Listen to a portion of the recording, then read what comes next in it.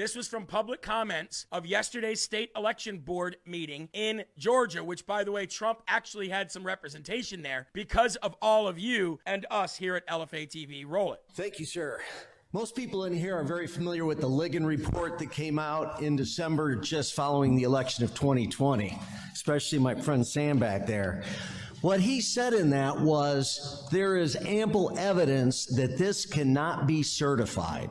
Now, why is that important? Because Judge Ligon, Senator Ligon, was a judge for 16 years in Brunswick, Georgia.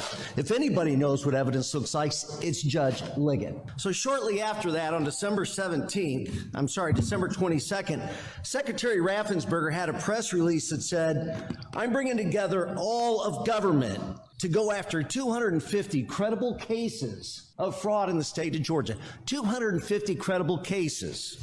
2 weeks later, he went to the United States Congress. He wrote a letter to Vice President Pence, all the members of Congress, and said, "Nothing is wrong in Georgia. There's no fraud." In 3 weeks, we solved all these 250, at that time, known issues of fraud. So you tell me where the fraud is. Many of us, including some attorneys, looked at the letter, a 10-page letter to the U.S. Congress. It had 42 false statements in it. Our Secretary of State told 42 false statements to the United States Congress and the Vice President. Arrest him. So within that document was the Pro V&V audit.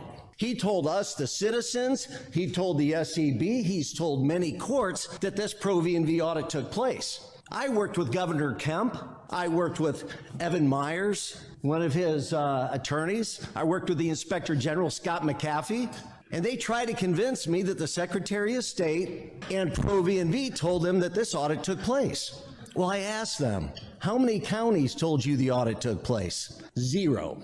Wow. We did open records requests to the counties, and it came back where 0 audits were done by Pro V&V. Wow, ladies and gentlemen. So that means that the Secretary of State lied 43 times to save his own butt. Did you expect any different? Did you expect that Brad Raffensperger was on the up and up and he wasn't a liar? We know better than that. So, ladies and gentlemen, what I would like to do right now, I want to enlarge this real quick. And I want to show you guys the findings for your own 2 eyeballs, okay? So what you're going to see is that Fulton County counted 20,713 votes. 20,713 votes, ready? That did not exist in the 2020 election according to public record request. Let me say that one more time before I get to the meat and potatoes of this. Breaking news. Fulton County, Georgia counted 20,713 votes that did not exist in the 2020 election according to a public record request, and Trump only lost by 11,779 votes. Does anybody want to take a guess on what the majority of those ballots read for a name? It was Joe Biden. Now let's bring this up on the side-by-side here. Added tabulator results. In addition to the problems detailed above, the original election night vote count includes results for 10 advance voting tabulators for which Fulton County has no records.